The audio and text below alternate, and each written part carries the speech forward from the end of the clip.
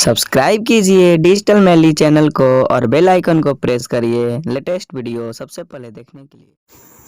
Hello guys, कैसे हैं आप सब? आई होप मस्त होंगे और मस्त रहिए और घर पे रहिए और पढ़िए, ठीक है। क्योंकि मेरा मोटो है आपको एक अच्छा अकाउंटेंट बनाना, यानी इट मीन्स आपको मैनुअली और कंप्यूटराइज दोनों टाइप्स का नॉलेज देना, ठीक है।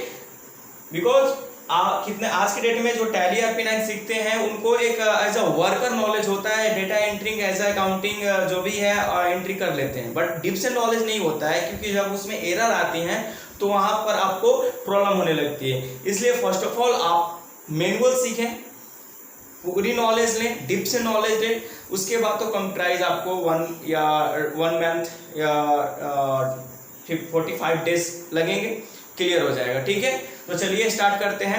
हम फर्स्ट मेरा लेक्चर नंबर 4 है, इसका पार्ट 2 है। फर्स्ट पार्ट हमने ऑलरेडी अपलोड कर दिया है, जो बच्चे नहीं देखे हैं जाकर देखिए, उसको देखिए, क्योंकि वहां पे बहुत सारे अच्छे टर्म मैंने डिस्क्राइब किया है और उसके बाद वहां से कंटिन्यू करते हैं, ठीक है। तो चलिए आज हम लोग सीखेंगे सेल कॉन्सेप्ट के बारे में। सेल कॉन्सेप्ट, ठीक है। इट मीन्स जब आप सेल करते हो, परचेज करना देख लिए, परचेज में आपको purchase account, purchase returns, creditor और बिल रिसीवेबल, ट्रेड रिसीवेबल, ये सब क्या होते हैं टर्म्स सामने निकल के आते हैं, ठीक है। बट जब हम सेल करेंगे, जब गुड्स परचेज करेंगे तो क्या करेंगे? सेल करेंगे। तो जब सेल करेंगे तो किन किन टर्म्स को हमें किन किन अकाउंट्स का हमको नॉलेज होना चाहिए, उसको देखते हैं आज, ठीक है। तो चलिए हम लोग सेल कॉन्सेप्ट के बारे में देखते हैं।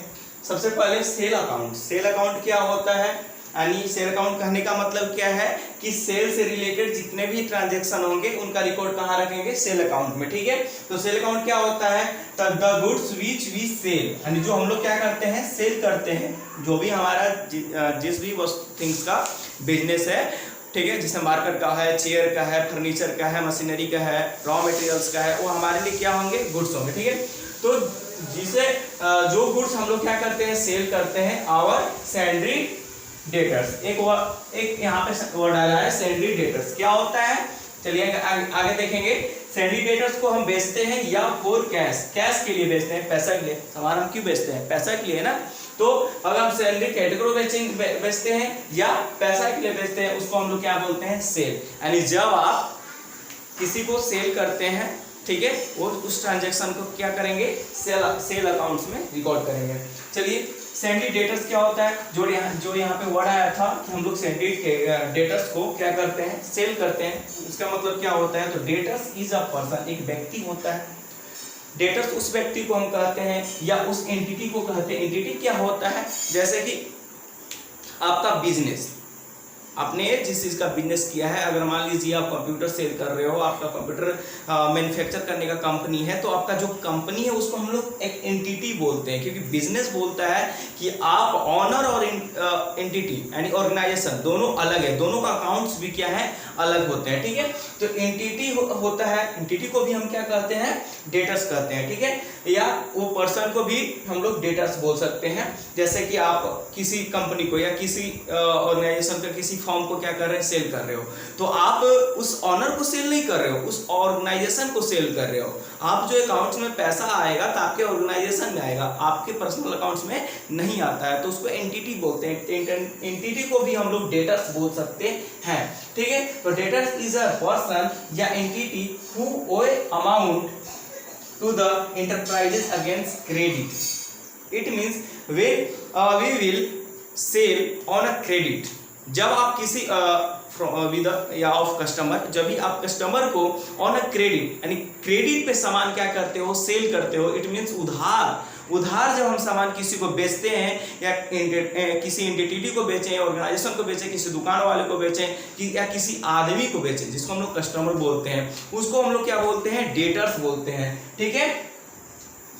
गुड्स या सर्विस रेंडर करते हैं, या हम सामान बेचते हैं या सर्विस रेंडर करते हैं, ठीक है। जैसे कि हम सर्विस रेंडर कर रहे हैं तो आप लोग हमारे क्या हो जाएंगे? डेटर्स हो जाएंगे। बिकॉज आप लोग क्या कर रहे हो?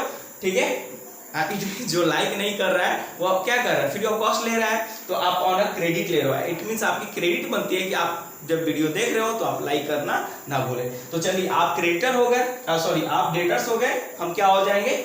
आपके सेलर हो जाएंगे। सेल रिटर्न्स क्या होता है? तो goods sold when returns by customer are called sale returns. It means जब आप क्या कर रहे हो, मान लीजिए आपने गुड्स सेल किया, ठीक, कस्टमर को इसको अच्छे से देख लेते हैं डायग्राम से, ठीक है।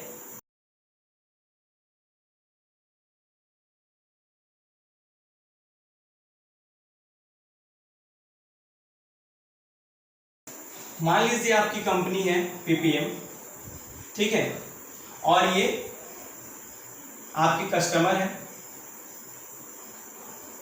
ठीक है। जब आप इनको सेल करेंगे, क्या करेंगे जी? सेल करेंगे, ठीक है।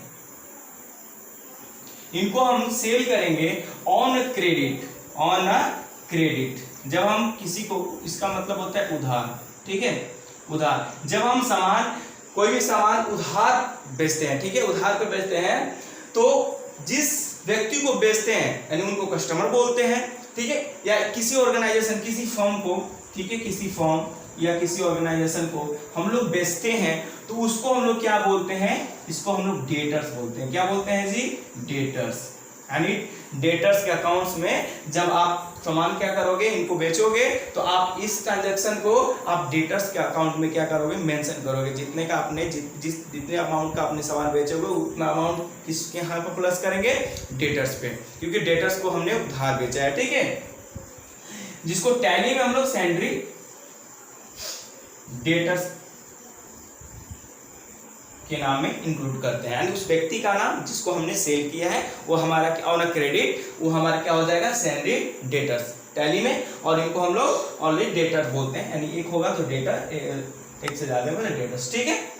चलिए एक बात और ध्यान में यहाँ पे आता है, जैसे कि परचेज अकाउंट में जब हम परचेज करने जाते थे तो हमें वो क्या हो जाते थे, जो हमें परचेज कर रहे, जैसे यहाँ पे आप क्या हो जाओगे? यहाँ पे आप क्रेडिटर हो जाओगे, क्योंकि आप आप सेल कर रहे हो, ये बंदा क्या कर रहा है? आपसे परचेज कर रहा है। तो जब आपसे परचेज कर रहा है तो आप क्या हो जाएंगे? क्रेडिटर, और ये क्या हो जाएगा? डेटर्स, ठीक है। अभी चलिए ये हम लोग सेल का कॉन्सेप्ट है, तो यहाँ पे कंफ्यूजन नहीं होना है, आप लोग उसको देखिएगा वीडियो, वहां पे क्लियर हो जाएगा।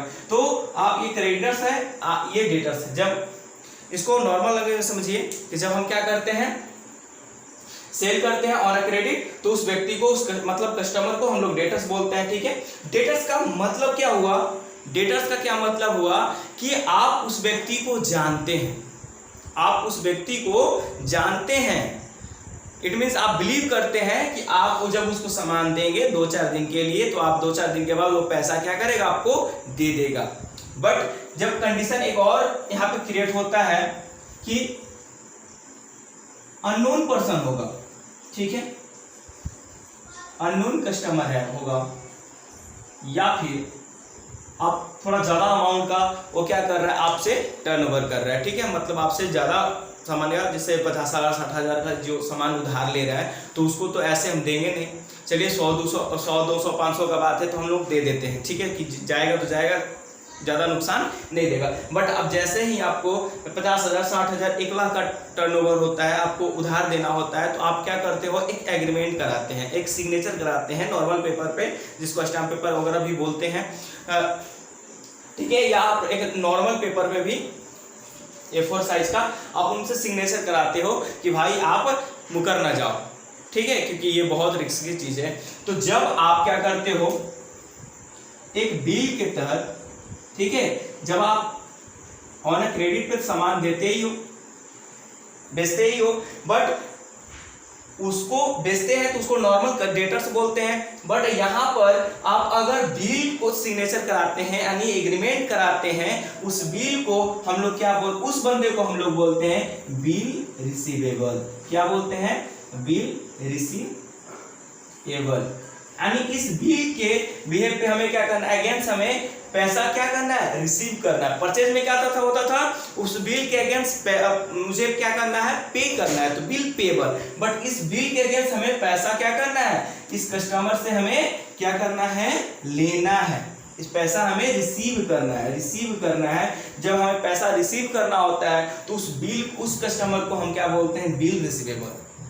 ठीक है, यानी ये बिल रिसीवेबल है। इट मीन्स हम इनको नहीं जानते हैं या हमारी लिमिट से ज्यादा का माल हमें उधार दे रहे हैं। और जिस व्यक्ति को हम जानते हैं या लिमिट में हम एक उधार दे रहे हैं, ठीक है, जिससे हमें ज़्यादा का नुकसान ना हो, उसको हम लोग डेटर्स बोलते हैं।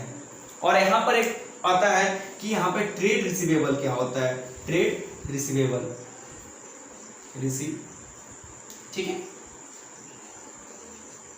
तो ट्रेड रिसीवेबल क्या करते हैं, जैसे परचेज में ट्रेड पेबल था, तो यहाँ पर ट्रेड रिसीवेबल क्या होता है, ट्रेड रिसीवेबल टोटल डेटर्स यानी डेटर्स आप प्लस में बिल रिसीवेबल,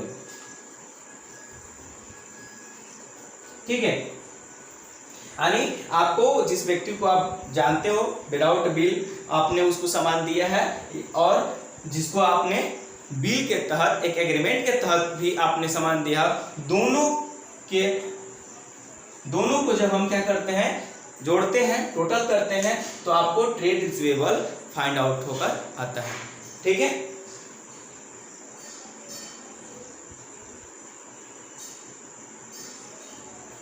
समझ में आ गया। यानी जब हम सेल करेंगे तो हमें इन बातों को ध्यान देना है कि सेल करेंगे तो जिस व्यक्ति को हमें सेल करना है उस व्यक्ति को हम डेटर्स बोलते हैं, ठीक है। उसको सैलरी डेटर्स हम लोग टैली में बोलते हैं, कंप्यूटराइज बोलते हैं, या सैलरी डेटर्स भी बोलते हैं, शॉर्ट फॉर्म में डेटर्स बोलते हैं।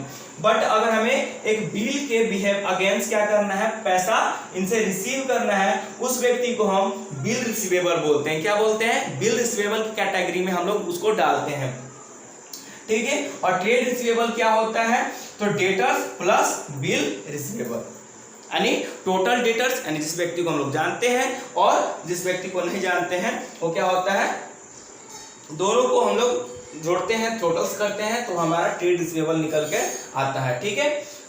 और एक सेल रिटर्न्स था, तो सेल रिटर्न्स नॉर्मल है कि जब आप सेल करते हो और किसी भी कारणवश आपको ये क्या करता है, रिटर्न करता है, ठीक है, रिटर्न्स करता है, तो आप इसको क्या बोलेंगे हम लोग, सेल रिटर्न्स। इट मीन्स आपको इस ट्रांजैक्शन का रिकॉर्ड जितना भी होगा, जब आपके कस्टमर ने आपको क्या किया, क्वालिटी डिफेक्ट हो सकता है, ठीक है, या सामान कुछ अलग भी जा सकता है, डिफरेंट प्रोडक्ट से जा सकता है, उसके अकॉर्डिंग भी आपको वो रिटर्न्स करेगा, तो उसको हम लोग उस ट्रांजैक्शन को सेल रिटर्न्स में क्या करेंगे, रिकॉर्ड करते हैं, ठीक है। तो चलिए हम लोग एसेट्स देखते हैं। एसेट्स का मतलब क्या होता है, संपत्ति, ठीक है। एसेट का मतलब संपत्ति, यानी आपका धन, ठीक है, घर, गाड़ी, ठीक है, आपका खेत वगैरह जो भी है आपकी संपत्ति है, उसको हम लोग क्या बोलते हैं, एसेट बोलते हैं।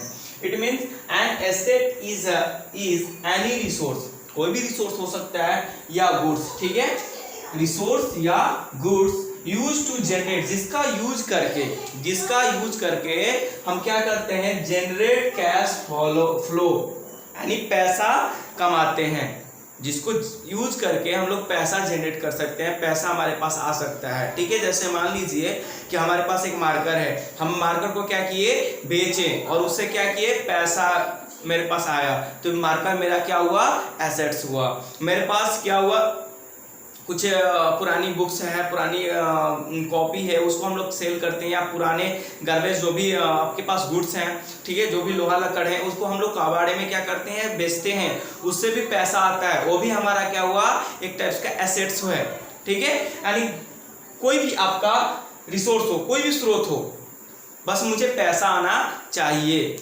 उसको हम क्या बोलेंगे, मेरा ये एसेट्स है, ये मेरी संपत्ति है, इससे मुझे पैसा आएगा, ठीक है। तो उसको यूज करके आपका कैश फ्लो से रिड्यूस एक्सपेंस, आपका खर्चा कम, ठीक है। मान लीजिए आपके पास आपका खर्चा है 10,000 है, 20,000 है, आप किसी भी रिसोर्स का मतलब दुकान खोल लिए, ठीक है, सपोज दैट आपने एक दुकान खोला, तो आपकी दुकान में जितनी भी सामानें हैं वो क्या है, आपका एसेट्स है, ठीक है। And provide future economic benefits, और आपको या तो वो आपको फ्यूचर में क्या करे, बेनिफिट्स दे, यानी आपको वो लाभ दे, ठीक है। अब फ्यूचर का मतलब 1 दिन 2 दिन 1 दिन बाद, ठीक है, 2 दिन या 2 साल 1 साल, ठीक है, 1 साल 2 साल, मतलब जो भी फ्यूचर हो सकते हैं। आपको अगर फ्यूचर में वो बेनिफिट दे रहा है, that's known as your assets, आपकी वो संपत्ति है। जैसे ये बोर्ड, ये क्या करेगा, मुझे फ्यूचर बेनिफिट देगा, तो ये बोर्ड भी मेरा एसेट्स है, ये मार्कर भी मेरा एसेट्स है, ठीक है, ये मेरा माइक भी एसेट्स है, ठीक है। तो आपको जो भी वो सारे वस्तु जिसका आपको फ्यूचर में बेनिफिट मिला, जिससे आपको फ्यूचर में बेनिफिट मिलने वाला है, उसको हम बोलेंगे कि ये मेरा क्या है, एसेट्स है। क्लियर? और क्या है, जैसे कि आपको मशीनरी, आपकी मशीनरी है, वो भी क्या करेगी, आप उसको सेल करेंगे, पुराना हो जाएगा तो आपको कुछ ना कुछ वो देगा, ठीक है, वो भी आपका क्या है, एसेट्स है। फर्नीचर, कैश तो ऑलरेडी आपका एसेट्स है, क्योंकि कैश से भी कैश आता है, ठीक है। आज के डेट में सबसे बड़ी ये बिजनेस बन चुका है, सूद वगैरह आप लोग जानते हैं, सूद पे सूद लोग लेते हैं। बिल्डिंग आपका एक बहुत मतलब बहुत क्या बोलते हैं, आपका ट्रेडिशनल एसेट्स है, ठीक है। जैसे आपने बिल्डिंग बनाया, रूम रेंट पर दिया, ठीक है, आप बिल्डिंग या सेल कर रहे हो तो आपका ये ट्रेडिशनल एसेट्स हो जाए। गुडविल आपका गुडविल क्या होता है, अभी आप बस जानिए, आगे सब क्लियर हो जाएगा। गुडविल भी आपका एसेट्स होता है, बहुत सारे बच्चे जानते भी होंगे। डेटर्स भी आपका एक एसेट्स है, क्योंकि इनसे भी फ्यूचर में पैसा हमें मिलेगा। अगर आप किसी को उधार सामान देते हो तो फ्यूचर में बेनिफिट लोगे कि नहीं लोगे, तो आपका ये भी क्या हुआ, एसेट्स हुआ, ठीक है। पेटेंट, आपका पेटेंट भी एसेट्स हुआ, बहुत सारे एसेट्स होते हैं। तो चलिए हम लोग जानते हैं एसेट्स के कितने टाइप्स होते हैं, एसेट्स कितने टाइप्स के होते हैं, ठीक है। तो एसेट्स आपको 2 टाइप्स के होते हैं, ठीक है। एसेट्स आपको 2 टाइप्स के होते हैं, करंट एसेट्स, ठीक है, दूसरा होता है नॉन करेंट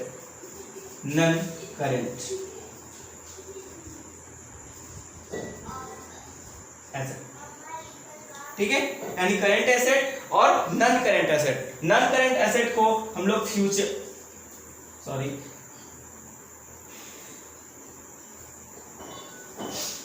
एसेट्स बोलते हैं। क्या बोलते हैं? Fix asset. यानी नॉन करेंट एसेट को हम लोग फिक्स एसेट भी बोलते हैं। आपके एसेट कितने टाइप्स के होते हैं? 2 टाइप्स, करंट एसेट और नॉन करेंट एसेट, ठीक है। तो करंट एसेट जैसे नाम से भी पता चल रहा है, करंट एसेट्स क्या होते हैं और नॉन करंट एसेट्स क्या होते हैं। फिक्स एसेट, फिक्स का मतलब आपको वो फिक्स है, ठीक है।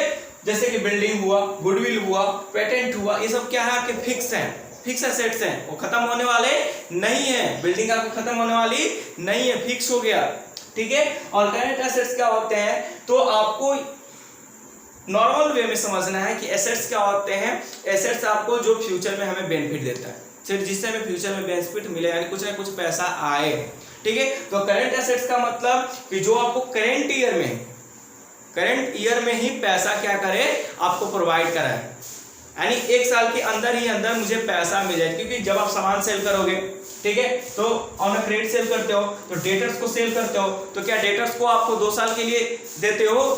नहीं, 10 दिन, 2 मंथ या 1 मंथ के लिए देते हो। तो उससे क्या करते हैं, 1 मंथ बाद आपको पैसा आता है, तो वो क्या हुआ, करंट एसेट्स हुआ। जैसे कि आपको कैश करंट एसेट्स हो सकता है, लॉन्ग टर्म आपको ये फिक्स एसेट्स भी हो सकता है, ठीक है। तो चलिए इसको हम लोग देखते हैं, डेफिनेशन देखते हैं, इसको और डिटेल समझते हैं। एसेट्स के 2 टाइप्स होते हैं। First of all current assets, जैसे मैं बताया था आपको कि those assets which are held by the firm या ऑर्गेनाइजेशन, ठीक है, with the purpose of converting them into cash या or for using them with in short period. यानी इट मीन्स, यानी ऐसा एसेट्स, ऐसी संपत्ति जो आप उसको कैश में क्या करें, कन्वर्ट करना चाहेंगे, ठीक है। जैसे कि आप मतलब उसको जितना जल्दी आप पैसा में कन्वर्ट करना चाहते हो, वो आपका क्या हो गया, करंट एसेट्स, ठीक है। जैसे आप दुकान अगर आप खोले हो, आपकी दुकान है, तो वहाँ पे जो भी सामान आप परचेज कर रहे हो, उसको क्या करने के लिए, जल्दी से जल्दी बेचकर पैसा कमाने के लिए, यानी वैसे वो आपकी क्या हुआ, करंट एसेट्स हुआ। आपकी गुड्स क्या है, करंट एसेट्स हैं। आप अगर चेयर फर्नीचर का बिजनेस कर रहे हो, ठीक है, तो आप वहाँ पे आपका फर्नीचर क्या हुआ, गुड्स है, आपका वहाँ पे फर्नीचर गुड्स है, तो उसको परचेज कर रहे हो, तो आप क्या करने के लिए, सेल करने के लिए, कि जल्दी से जल्दी क्या है, मेरे पास पैसा आए, तो आपका करंट एसेट्स हुआ। तो कह रहा है कि those assets which are held by the firm with the purpose of converting them into cash or for using them with in short period, या आप उसका यूज करने के लिए, ठीक, अगर आप बेच रहे हो, पैसा कन्वर्ट करने के लिए कर रहे हो, ठीक है, सही है, या आप अगर उसका यूज करना चाहते हो, यूज करने के लिए ले रहे हो, तो बहुत कम समय के लिए, इट मीन्स आप, इसका मतलब है कि आप कह सकते हैं कि अंडर 1 ईयर एंड 1 साल के अंदर ही आप उसको या तो पैसा के रूप में कन्वर्ट कर लो या उसको यूज करके खत्म कर लो। और आपका करेंट सक्सेस है, जैसे कि स्टॉक, आपका जो जितने भी स्टॉक होते हैं वो क्या होते हैं, आपके स्टॉक क्या होता है मैं बता दिया हूँ, आपकी प्रीवियस वीडियो में आप देख लीजिएगा, ठीक है। स्टॉक आपका करेंट एसेट्स है, क्योंकि आप उनको रखे हो तो उनको क्या करने के लिए, बेचने के लिए, बहुत जल्दी बेचने के लिए, ठीक है, यानी कैश के रूप में कन्वर्ट करने के लिए। डेटर्स, अभी आपको पता है कि आपने अगर डेटर्स को सामान क्या किया है, दिया है, तो उनसे पैसा लेने के लिए विद इन 10 डेज या 1 मंथ या 2 मंथ, ठीक है, इससे ज़्यादा नहीं। तो ये बहुत ज़्यादा आपको ये पैसा कन्वर्ट हो जाएगा। बिल रिसीवेबल, दोनों बात सेम होता है, बिल रिसीवेबल डेटर्स क्या होते हैं सब डिस्कस करती हैं। कैश, बैंक, आपका ये सब क्या है, करंट एसेट्स है, ठीक है। जैसे शॉर्ट टर्म इन्वेस्टमेंट, आप अगर इन्वेस्ट कर रहे हो, शॉर्ट टर्म इन्वेस्टमेंट, ठीक है, आपका शॉर्ट टर्म का इन्वेस्ट, अगर आप किसी को पैसा दिए हो, मान लीजिए 5% या 6% सूद पे अगर आप पैसा दिए हो, तो उसको आपको पर मंथ पैसा, यानी 1 ईयर से, अगर आप 1 ईयर के कम में, यानी 1 साल के अंदर ही आप पैसा उनसे पूरा रिटर्न्स और आपका जो भी इंटरेस्ट होगा आप सब क्या करना है, आपको लेना होगा। उस इन्वेस्टमेंट को हम क्या करेंगे, कहेंगे करेंट एसेट्स, यानी वैसे ट्रांजैक्शन को हम लोग करेंट एसेट्स के अंडर में क्या करेंगे, रिकॉर्ड करेंगे, अंडर में डालेंगे। ये आपको, ये टर्म्स बहुत जरूरी है, आपको ये इसके नॉलेज होनी चाहिए, क्योंकि आप क्या करेंगे, जैसे जैसे हम आगे बढ़ते जाएंगे आपको इनकी जरूरत पड़ेगी, इसलिए ये चीजें बहुत जरूरी हैं, इसको अच्छे से समझिएगा, क्योंकि आगे जैसे आप जनरल एंट्री वगैरह, आप लेजर अगर पोस्टिंग वगैरह एंट्री करने जाएंगे तो आपको किन ट्रांजैक्शन को किस अकाउंट में हमें रिकॉर्ड करना है, आपको इसकी नॉलेज होनी चाहिए, ठीक है। जैसे कि आपको नॉन करेंट एसेट्स, जिसको हम लोग फिक्स एसेट्स भी बोलते हैं, क्या बोलते हैं, फिक्स एसेट्स, ठीक है, फिक्स एसेट्स बोलते हैं कि क्या होता है कि those assets which are held by the business, यानी किसी भी बिजनेस को द्वारा उसको रखा जाता है from a long term point of view, यानी एक लंबे समय के लिए, ठीक है। जैसे कि मेरी एक दुकान है, अगर हम सीसीटीवी कैमरा ले रहे हैं, अगर हम क्या कर रहे हैं, एक टीवी ले रहे हैं, अगर हम चेयर ले रहे हैं, ठीक है, तो वो एक लंबे समय के लिए लिया जा रहा है, पर्सनली, मतलब बिजनेस के लिए आपको यूज करने के लिए लिया जा रहा है, क्या, एक लंबे समय के लिए कि 2-4 साल चले, ठीक है, बेचने के पर्पज से नहीं लिया है। जैसे अगर हम मुझे बिजनेस करना है, उसके बिजनेस के लिए अगर कोई मशीन हम परचेज कर रहे हैं, तो उसको बेचने के पर्पज से हम मशीन परचेज नहीं कर रहे हैं, ठीक है। तो आपको वो सारे संपत्ति जो लॉन्ग टाइम के लिए आपको यूज करने के लिए या पैसा में कन्वर्ट करने का, अगर कन्वर्ट भी करना चाहते हैं, लेकिन कब, लंबे समय के लिए, तो आपको वैसे सारी संपत्तियां क्या कहलाएंगी, नॉन करेंट एसेट्स, जिसको हम लोग फिक्स एसेट्स के नाम से जानते हैं। Non current assets is also known as a fix assets, ठीक है। आगे बढ़ते, जैसे कि आप मशीनरी बताए थे, बिल्डिंग, आपकी बिल्डिंग भी है, तो ये एक लॉन्ग टर्म बेनिफिट प्रोवाइड करता है, ठीक है। फर्नीचर, यहाँ पर फर्नीचर का सेंस गुड्स से नहीं है, क्योंकि गुड्स का मतलब है कि आप सेल कर रहे हो, परचेज कर रहे हो सेल करने के लिए, दैट्स, वहां पे फर्नीचर आपका गुड्स होगा, ठीक है। यहाँ पर फर्नीचर आप बिजनेस के लिए बिजनेस की यूज करने के, पर्सनल यूज करने के लिए क्या कर रहे हो, परचेज कर रहे हो, ठीक है। तो लॉन्ग टाइम के लिए, क्योंकि अभी आपने फर्नीचर बनवाया, ठीक है, आपने दुकान में फर्नीचर बनवाया सामान वगैरह रखने के लिए, तो उसको तो सेल करोगे नहीं ना, जब पुरान हो जाएंगे तो उसको कबाड़े वगैरह में सेल करेंगे, तो उस फर्नीचर को हम क्या बोलेंगे, नॉन करेंट एसेट। गुडविल हुआ, ठीक है, आपका ब्रांड वगैरह जो भी बोल सकते हैं, इसको हम डिस्कस करेंगे। पेटेंट हुआ आपका लॉन्ग टाइम इन्वेस्टमेंट, और लंबे समय के लिए 2 से, मतलब आपको कहने का क्या मतलब है कि 1 ईयर से मोर देन, लिख सकते हैं कि मोर देन 1 ईयर, यानी 1 साल से ज्यादा, 1 साल से ज्यादा के लिए अगर आपकी संपत्ति रखे हुए हैं, आपकी संपत्ति है आपको 1 साल से ज़्यादा आपको क्या करेगा, बेनिफिट प्रोवाइड करेगा। ठीक है, फ्यूचर में 1 साल से ज़्यादा आपको बेनिफिट प्रोवाइड कर रहा है, आप लाभ ले रहे हो, तो उन सारे एसेट्स आपके क्या हो जाएंगे, करेंट एसेट्स हो जाएंगे। बहुत नॉर्मल बातें हैं। ठीक है, चलिए, तो नॉन करेंट एसेट्स भी, फिक्स एसेट आपके 2 टाइप्स के होते हैं, तो उसको भी देख लेते हैं हम लोग जल्दी से। चलिए, नॉन करेंट एसेट्स के 2 टाइप्स होते हैं। ठीक है, टेंजिबल एसेट्स और इनटेंजिबल एसेट्स। टेंजिबल एसेट्स क्या होता है, तो दोज एसेट्स, टेंजिबल एसेट्स क्या होता है, तो दोज एसेट्स, ठीक है, fix assets which have their physical existence, यानी जिसको हम लोग क्या कर सकते हैं, देख सकते हैं, छू सकते हैं। ठीक है, यानी टच कर सकते हैं, जिसको हम लोग फिजिकल एग्जिस्टेंस का मतलब जिसको हम लोग देख सकते हैं, जैसे इसको हम लोग क्या करते हैं, टच कर रहे हैं। ठीक है, तो हमारा वो ये फिजिकल एग्जिस्ट करता है, फिजिकल एग्जिस्ट करता है, तो ये हमारी फिजिकल क्या हो जाएंगे, ये टेंजिबल एसेट्स हो जाएंगे। ठीक है, यानी वैसे जैसे कि आपको मशीनरी, हाँ, वो क्या होगी, आपका फिक्स एसेट्स होना चाहिए, इसलिए लिखा हुआ है यहाँ पर फिक्स एसेट। ठीक है, करंट एसेट्स नहीं, फिक्स एसेट जो जिसका फिजिकल एग्जिस्ट करता हो, जिसको हम लोग देख सकते हैं, छू सकते हैं, जो रियलिटी हो। ठीक है, जैसे मशीनरी, फर्नीचर, ठीक है, ये सब सारे क्या है, मशीनर, फर्नीचर, ये सब क्या है, कैश आपका लॉन्ग टाइम का जो इन्वेस्टमेंट होता है, वो भी आपका क्या हो जाएगा, टेंजिबल एसेट्स हो जाएगा। ठीक है, इसमें और सारे हैं, बहुत सारे। इनटेंजिबल का मतलब होता है वो सारे फिक्स एसेट्स जिसका फिजिकल एग्जिस्ट नहीं करता, जो फिजिकल एग्जिस्ट नहीं करता है, जो वो हमें लॉन्ग टाइम बेनिफिट प्रोवाइड करेगा, लेकिन उसको हम लोग क्या करते हैं, उसको हम लोग केवल फील कर सकते हैं।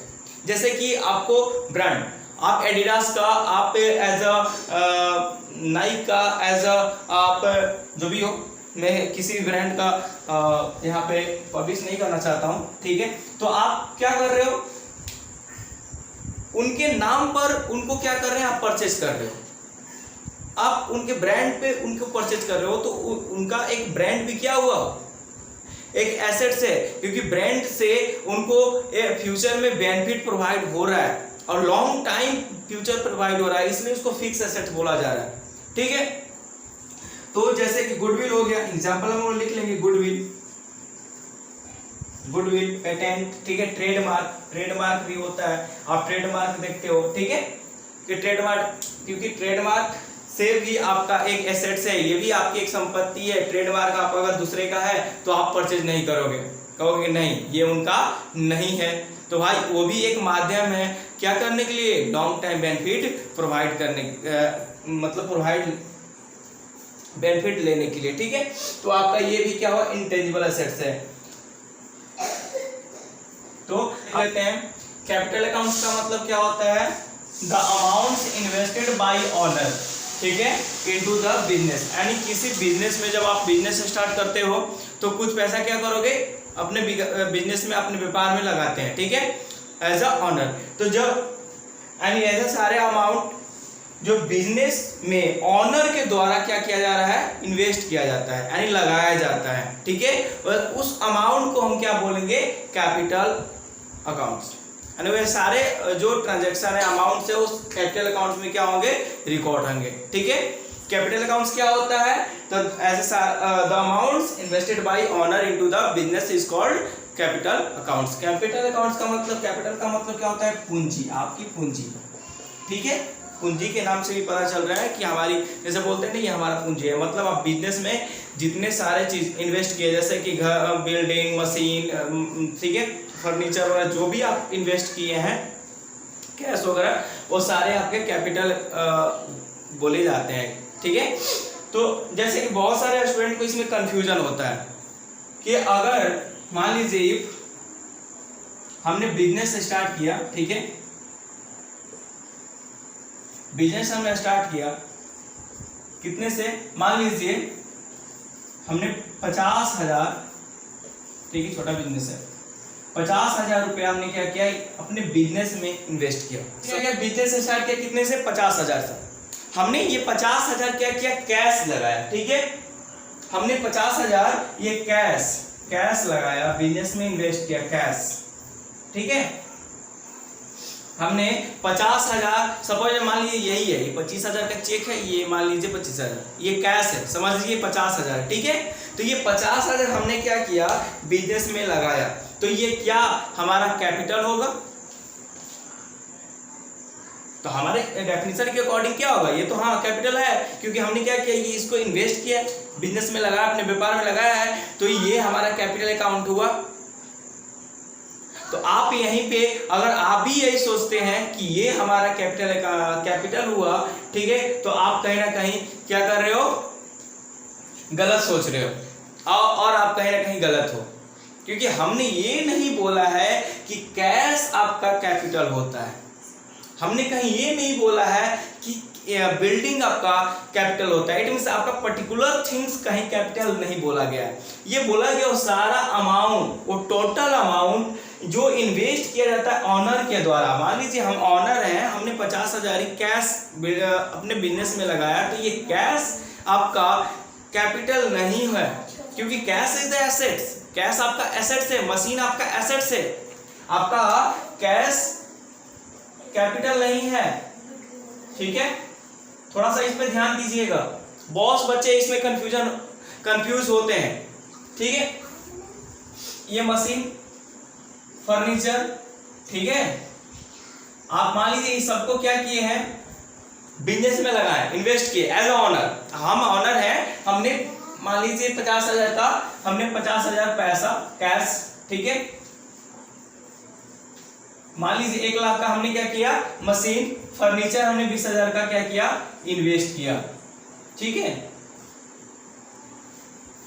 1 लाख का मशीन, फर्नीचर और हमने कैश, तो क्या कैश हमारा कैपिटल है, क्या मशीन हमारा कैपिटल होगा, क्या हमारा फर्नीचर कैपिटल होगा, नहीं, ये तो हमारे एसेट्स हैं। अभी हमने पढ़ाया, अभी हम लोग पढ़े हैं कि एसेट्स क्या होता है, जो फ्यूचर में बेनिफिट हमें देता है, ये सारे हमें फ्यूचर में क्या करेंगे, बेनिफिट देंगे, तो ये एसेट्स है, ये कैपिटल नहीं है। कैपिटल आपका ये अमाउंट होगा जो आपने क्या किया, यहाँ पे मतलब 1,70,000 रुपया आपका, ये टोटल 1,70,000 जो है अमाउंट, ये आपका कैपिटल है, ना कि आपका ये पर्टिकुलर थिंग्स यानी कैश, मशीन, फर्नीचर, ये आपका कैपिटल नहीं, आपका ये कैपिटल है, आपका ये 1 लाख कैपिटल। आप ये नहीं बोलोगे कि 1 लाख का बिल्डिंग हमारा है।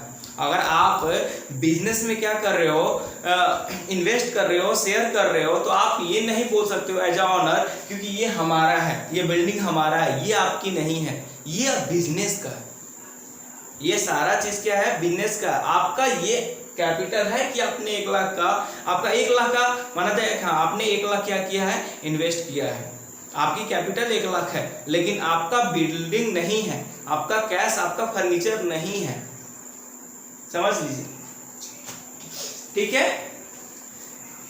और यहां पर भी एक पॉइंट और आता है कि एज आप सिंगल हो तो आप ऑनर हो गए। यहाँ पे आपके बिजनेस में क्या करते हैं, बहुत सारे ऑनर हैं, मान लीजिए ए बी सी डी, इसको हम लोग क्या, ये भी इन्वेस्ट कर रहे हैं, इनको हम शेयर होल्डर बोलते हैं, ठीक है, इनको हम लोग क्या बोलते हैं, शेयर होल्डर बोलते हैं। तो यहाँ पर कैपिटल अकाउंट को अच्छे से समझिएगा कि वो सारे उस अमाउंट को हम लोग बोलते हैं जो ऑनर द्वारा इन्वेस्ट किया जा रहा है, ना कि हम लोग क्या उस पर्टिकुलर थिंग्स को बोलते हैं जिसे ऑनर ने क्या किया, इन्वेस्ट किया है। समझ में आया? तो चलिए हम लोग देखते हैं लायबिलिटीज, क्योंकि अगर आप ये बोलोगे, इसको थोड़ा सा और हम डिस्क्राइब कर रहे हैं और डीप में जा रहे हैं कि आप अगर एज अ ऑनर ये बोलोगे कि नहीं जी हमारा बिल्डिंग है, ये मेरा बिल्डिंग है जो हमने बिजनेस में डाला है, मान लिया आपने पार्टनरशिप में बिजनेस किया, ठीक है, आपका पार्टनर है, ए है, बी है, सी है, आपके 3 पार्टनर है, ठीक है। इन्होंने क्या किया, बिल्डिंग दिया, इन्होंने अपना कैश, ठीक है, इन्वेस्ट किया, बिल्डिंग इन्वेस्ट किया, और इन्होंने कुछ अपना फर्नीचर वगैरह जो भी है, या इन्होंने भी कैश इन्वेस्ट किया। मान लीजिए ये क्या किया, 10 लाख का बिल्डिंग जो भी था अपना इन्वेस्ट कर दिया, इन्होंने 10 लाख इन्वेस्ट किया कैश, ठीक है, इन्होंने 5 लाख, ठीक है, एज अ पार्टनरशिप में आपने बिजनेस किया। तो मान ली किसी कारणवश ऐसा ना हो आप लोगों के साथ, ठीक है, किसी कारणवश कंपनी आपकी नहीं चली और कंपनी का क्या हो गया, दिवालिया निकल गया, बहुत सारे आप लोन भी ले चुके हो, मानिए बैंक लोन भी तो है, बैंक लोन वगैरह भी तो है, तो आपने 10 लाख का लोन भी लिया है, ठीक है, बैंक से, और आपकी कंपनी किसी कारणवश ना चली और आपकी कंपनियां का क्या हो गया, दिवालिया निकल गया, जिसको हम लोग दिवालिया निकलना बोलते हैं, यानी कंपनी आपका क्या हो गया, बेचने के कारागार पे आ गया। तो आप बोलोगे नहीं जी बिल्डिंग तो मेरा था, ठीक है, ये बोलेंगे नहीं मैंने 10 लाख दिया है, ये बोलेंगे कि मैं 5 लाख दिया हूं, तो ये अपना अपना क्या करेंगे, बिल्डिंग ले लेंगे, ये ले लेंगे, ये ले लेंगे, फिर बैंक का लोन कौन भरेगा, बैंक का लोन कौन देगा।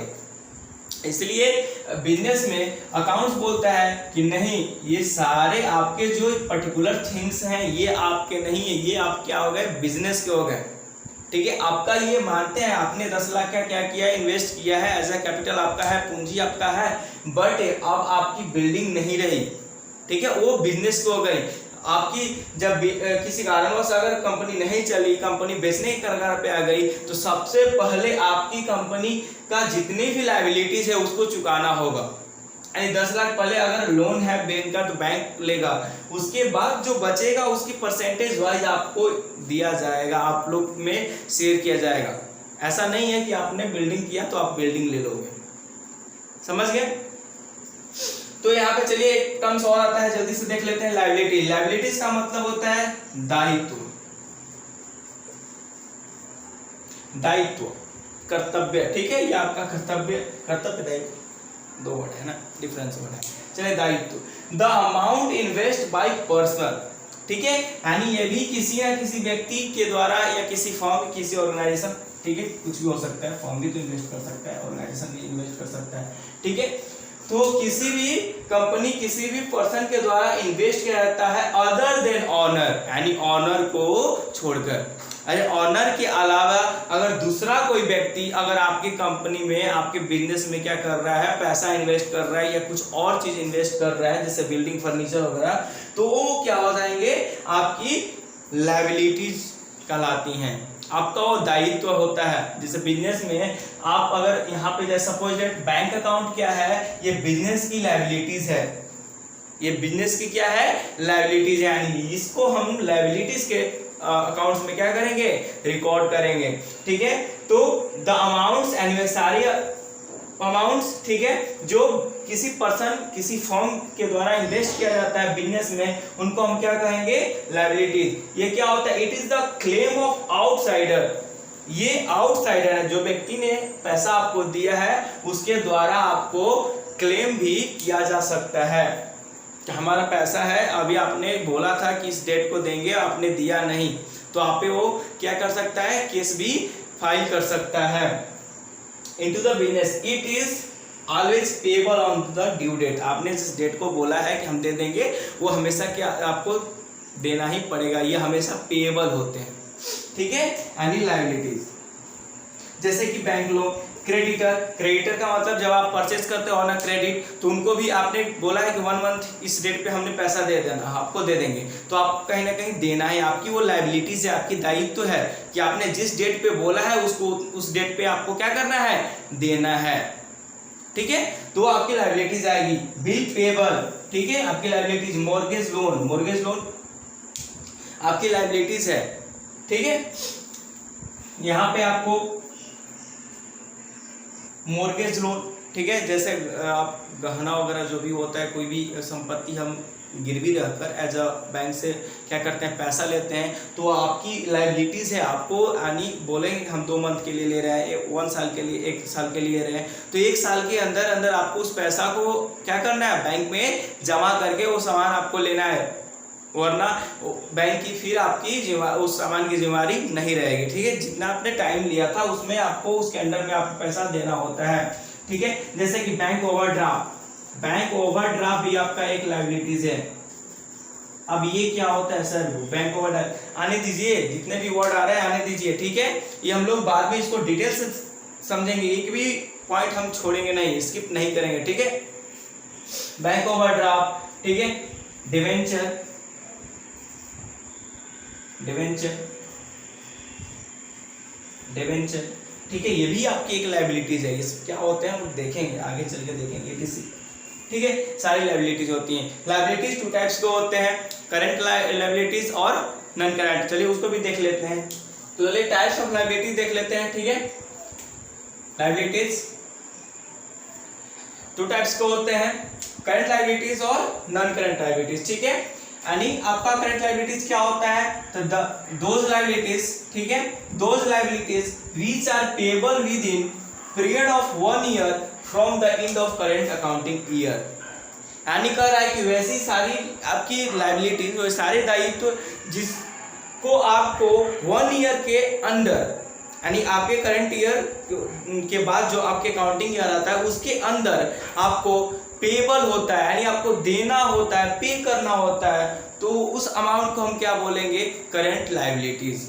और सारे अमाउंट क्या हो जाएंगे आपकी करंट लाइबिलिटीज। इट मीन्स जैसे creditor, bill payable, bank overdraft, ये सब क्या होते हैं, जैसे कि आपको सपोज इट मान लीजिए कि ये 1 जनवरी 2021 है। ठीक है, यहाँ पे 30 दिसंबर 2021, इसके बाद यहाँ पे 30 दिसंबर 2022।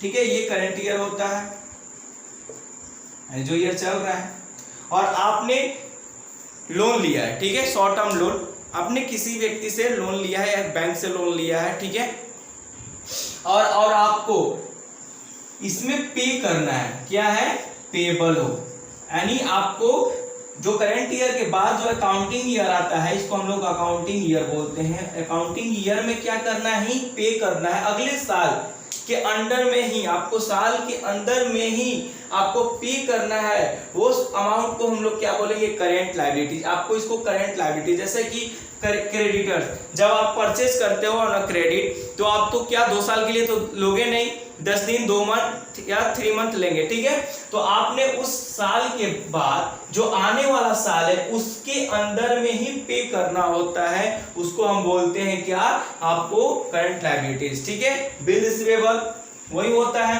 ठीक है, बैंक ओवरड्राफ्ट, ओवरड्राफ्ट क्या होते हैं, मान लीजिए आप बैंक से डेली क्या करते हैं, टर्नओवर करते हैं, बैंक से पैसा डालते हैं, निकालते हैं। ठीक है, आपके बैंक से अच्छे जान पहचान हो गया, तो कभी कभी बैंक आपको क्या करती है, एक फैसिलिटी प्रोवाइड करती है कि अगर आपके पास मान लीजिए कि पैसा ना हो, ठीक है, और आपको किसी बैंक किसी पर्सन को देना होता है, ठीक है, तो आपको एक फैसिलिटी प्रोवाइड करता है कि आपको मान लीजिए कि आप 10,000 के अंडर में पैसा आपके अकाउंट में रहे या ना रहे, आप क्या कर सकते हो, उसका इन्वेस्टमेंट कर सकते हो और उसको एक्सपेंस खर्चा कर सकते हो। ठीक है, एक्सपेंस कर सकते हो, तो आपको एक लिमिट देती है, उस लिमिट को आपको एक मतलब ड्यू डेट भी देती है कि आपको इसके अंदर ही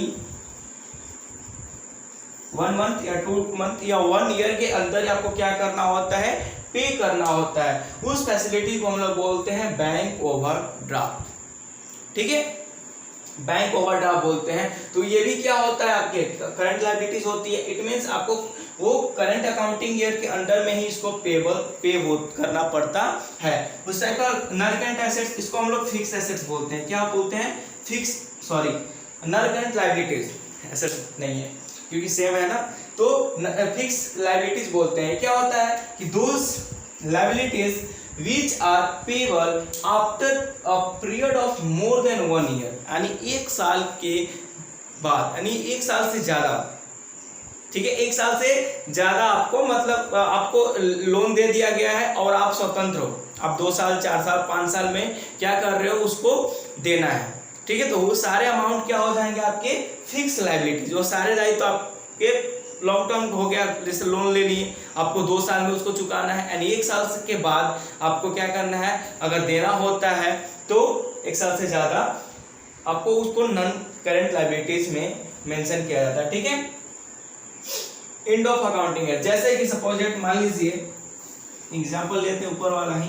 ठीक है, 1 जनवरी 2021, ठीक है, यहाँ पे 31 दिसंबर 21 है, उसके बाद यहाँ पे 31 दिसंबर 2022, यहाँ पे हाँ ठीक है 31 दिसंबर 2023। ठीक है, तो यहाँ पे ये करंट ईयर हुआ, ये 1, next year to next year. तो अब आपको क्या करना है, इसके बाद 1 ईयर के बाद पे करना है, यानी अगले साल के भी अगले साल आपको पे करना है, पेबल है, इसमें पेबल हो, ठीक है। 2 साल से ज्यादा भी हो सकता है, 2 साल 3 साल 4 साल 5 साल, ठीक है। आपको अगर टाइम मिलता है तो सारे अमाउंट क्या हो जाएंगे, आपके नॉन करेंट लायबिलिटीज हो जाएंगे, ठीक है। ये सारे टर्म्स को आपको बहुत डीपली जानना है, समझना पड़ेगा, क्योंकि अगर आपको वहां पे देगा कि लॉन्ग टर्म हमने क्या किया, लोन लिया है, तो लॉन्ग टर्म को आपको क्या करना है, कंप्यूटर को समझाना पड़ेगा ना। फिर जब हम कंप्यूटराइज सीखेंगे, टैली सीखेंगे, अभी तो हम लोग क्या कर रहे हैं, मैनुअली सीख रहे हैं, क्योंकि मैनुअली नहीं सीखेंगे तो कंप्यूटराइज कैसे करेंगे। तो वहां पे आपको कंप्यूटर को सिखाना है, बताना है कि हमने जो लॉन्ग टर्म आपको लोन लिया है ये किस टाइप का लोन है, तो नॉन करेंट है या करेंट है। तो आपको नॉन करेंट के अंडर में इसको क्या करेंगे, मेंशन करेंगे, डालेंगे, तो कंप्यूटर महाराज समझ जाएंगे कि हाँ इसे हमें क्या करना है, 1 ईयर के बाद, यानी 2 ईयर 2 ईयर 3 ईयर इसमें इसको मेंशन करना है, इस कैटेगरी में इसको डालना है, ठीक है। जैसे कि आपका लॉन्ग टर्म लोन हो गया, डिवेंचर हो गया, मॉर्गेज लोन हो गया, बैंक लोन हो गया, ये सारे क्या होंगे, आपके लॉन्ग टर्म लायबिलिटीज होते हैं, ठीक है। ये सब टर्म्स को क्या किए हैं, मेंशन किए हैं, ठीक है, समझे हैं। नेक्स्ट पार्ट 3 आएगा, पार्ट 3 आई होप पार्ट 3 में आपको अकाउंटिंग टर्म्स खत्म हो जाएंगे। ये लेक्चर 4 आपको क्या हो जाएगा, खत्म हो जाएगा। उसके बाद हम लोग देखेंगे टैली का ओवरव्यू एंड टैली में अकाउंट्स कैसे बनाते हैं, कंपनी कैसे क्रिएट करते हैं, ठीक है, वो सब देखेंगे, मतलब नेक्स्ट वीडियो में, नेक्स्ट वीडियो में, ठीक है। नेक्स्ट वीडियो पार्ट 3 आएगा, उसमें देखेंगे। तो चलिए, थैंक यू।